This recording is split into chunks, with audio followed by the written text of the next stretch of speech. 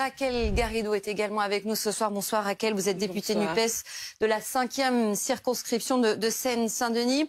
On devait vous recevoir pour évoquer l'actualité politique en France, évidemment, qui est très chargée, mais forcément, voilà, l'actualité au Brésil a pris le dessus. Nous sommes en édition spéciale et j'avais très envie de vous entendre aussi sur ce qui se passe en ce moment à Brasilia. On a écouté toutes les deux le président Lula. Vous comprenez visiblement un peu le portugais. Le président Lula qui a d'abord déclaré que ceux qui se cachent derrière ce qui est en train de se passer, cette tentative de coup d'État, seront retrouvés. Ce sont les premiers mots qu'il a prononcés. Seront retrouvés et punis. Et il a dit également que la démocratie garantissait à chacun la liberté d'expression, la liberté de manifester, mais évidemment, elle doit aussi garantir l'état de droit et donc le respect par chacun de cet état de droit. La question démocratique en Amérique du Sud, c'est un sujet qui touche chacun et chacune dans sa propre chair.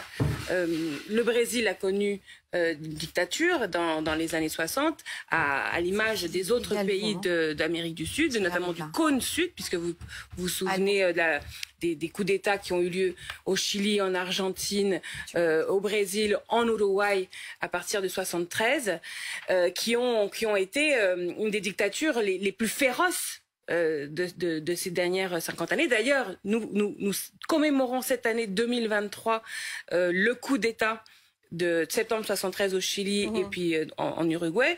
Donc le fait d'organiser et de construire des mouvements populaires qui arrivent à prendre le pouvoir démocratiquement, c'est quelque chose qui est un grand défi pour la politique latino-américaine. À l'époque, on disait du président Salvador Allende qu'il était le premier socialiste à avoir gagné une élection démocratiquement, puisqu'à l'époque, le modèle était plutôt Cuba, avec la guérilla, etc., et la prise du pouvoir par la force. Et à partir ça fait donc depuis 50 ans que les mouvements populaires d'Amérique du Sud cherchent à faire vivre les droits sociaux. On rajoute aujourd'hui les droits environnementaux, puisque parmi les revendications du président Lula et ses promesses de campagne, il y avait le fait de rétablir l'Amazone comme poumon du monde. Mais tout ça, ça n'existe que s'il y a la démocratie. Et donc, ce qui se passe actuellement sous nos yeux est évidemment d'une grande tristesse. D'une grande tristesse. J'estime que toute la communauté internationale doit être évidemment dans une pleine solidarité avec l'État brésilien, avec le président Lula, avec les autorités. Et toujours, finalement, c'est la démocratie qui doit vaincre. Un des slogans de la campagne de Lula, c'était « A esperança venceu o medo ». L'espoir a vaincu la peur. Et quand on est dans un pays où il y a ce type d'image, où finalement il y a des abus de pouvoir, un rapport de force politique qui se fait par la violence physique, l'enjeu n'est pas seulement ce qui se passe dans ces lieux qui sont, d'après ce que j'ai compris, en plus vides. Je ne sais même pas si le Sénat et l'Assemblée nationale sont en congrès, sont en session, etc.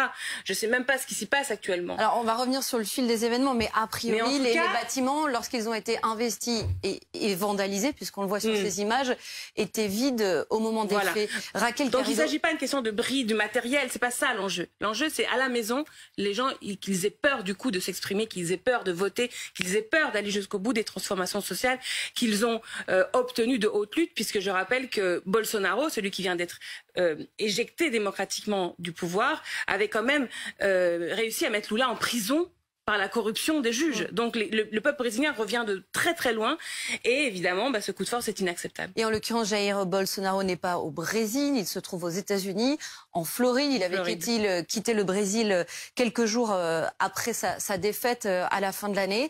Est-ce qu'il doit prendre la parole ce soir? Est-ce qu'il doit s'adresser à ses soutiens qui sont en train donc de mener cette tentative de coup d'État? Que doit-il faire? Bien sûr, que ne l'a-t-il déjà fait? D'ailleurs, je suis étonnée que, pour l'instant, il n'ait pas pris la parole pour faire un appel au calme. S'il y a le moindre personne blessée ou j'espère que ça n'arrivera pas, mais qui pourrait être tuée, c'est évident que Jair Bolsonaro aura une lourde responsabilité dans le développement de ces événements terribles. La France vient de condamner ces violences via un communiqué. Elle condamne les violences contre des institutions de la démocratie brésilienne. Emmanuel Macron qui écrit ce soir: la volonté du peuple brésilien et les institutions démocratiques doivent être respectées.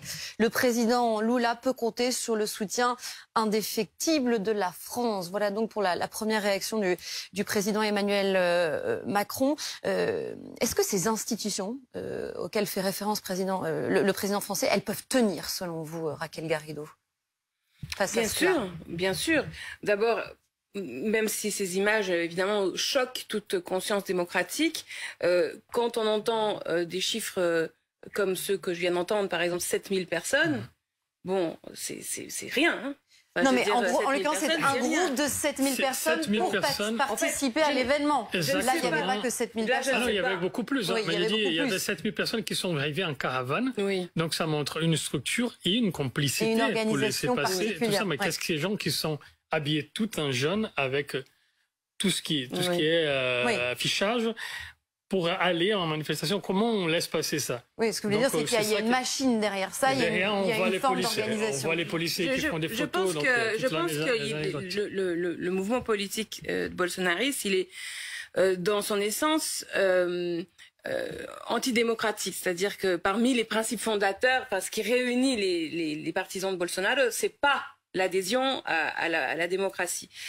Cependant, ils ont quand même tenter le coup de gagner l'élection dans l'urne. Ils viennent de sortir d'une période électorale.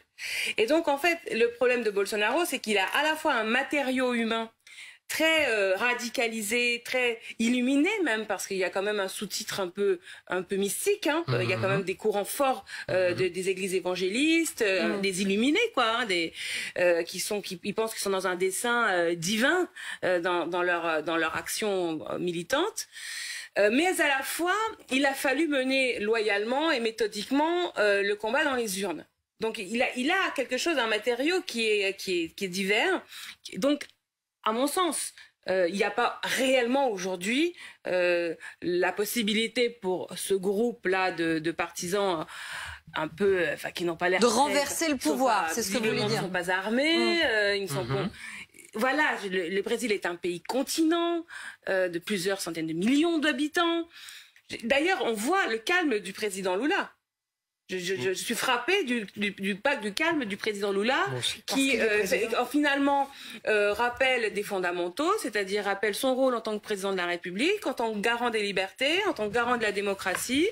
Il donne une instruction de poursuite et de sanctions des personnes concernées, et même pas, d'après ce que j'ai compris, mais j'ai pas tout bien entendu, j'ai pas eu le temps de tout écouter, mais j'ai pas l'impression en plus qu'il s'en prend à tous. Il parle vraiment des instigateurs, comme si finalement, en gros, rentrez chez vous et tout sera pardonné. J'essaye d'interpréter un peu ce que je comprends de la situation.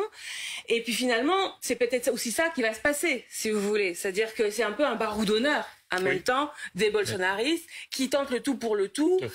Et puis le président Lula, dans ces circonstances, se sentant soutenu par un scrutin où il a gagné, qui est incontestable, se sentant soutenu aussi, je le pense également, par l'armée qui obéit aux consignes. Et d'ailleurs, le fait qu'il n'y ait pas, à cet instant du moins, d'affrontements sanglants, comme ça, désorganisés entre les forces de l'ordre et ces personnes, est aussi sans doute la manifestation d'un certain ordre et une discipline hiérarchique parmi les forces de l'ordre. C'est-à-dire, on n'est pas dans un truc où les forces de l'ordre vont arriver, où les militaires vont arriver, tirer dans le tas, etc.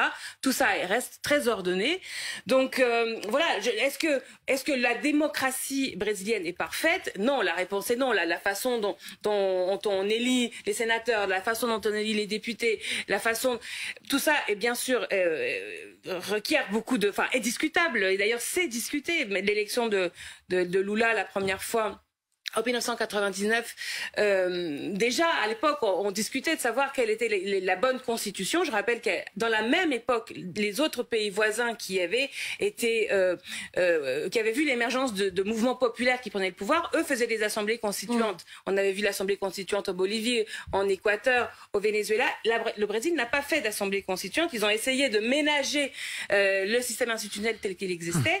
Et puis c'était pas simple parce que avec un défaut de majorité dans dans les chambres, c'était pas simple de faire passer ces lois extrêmement progressistes et populaires de Lula. Donc aujourd'hui, le défi démocratique, il est là, mais je ne sais pas si vraiment fondamentalement, c'est ça qui remet en cause la capacité d'action de Lula. Vous voulez relativiser la portée politique de cet événement, même si les images sont graves et qu'elles resteront. Ce n'est pas ce soir que la démocratie brésilienne va vaciller. J'ose l'espérer, et en tout cas, ce qui est très positif, en effet, c'est que la communauté internationale, dans son ensemble, les pays du monde entier, ne vacillent pas.